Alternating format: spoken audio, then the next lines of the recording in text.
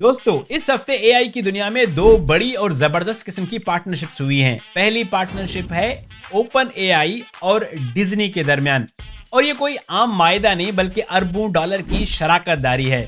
अगर सादा अल्फाज में मैं आपको समझाऊं तो ये ऐसे है कि जल्दी ही आप सोरा में डिज्नी के किरदार इस्तेमाल कर सकेंगे, जैसे मिकी माउस, सिम्बा, इल्सा या आयरन मैन वगैरह। कहानी आपकी होगी, टेक्नोलॉजी सोरा की और किरदार डिज्नी के।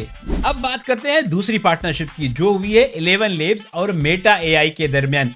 11 लेब्स इस वक्त एआई वॉइस जनरेशन के हवाले से दुनिया की नंबर 1 कंपनी है, जिनके पास 11,000 से जायद आवाजें 70 से जायद मुख्तलिफ जबानों में मौजूद हैं।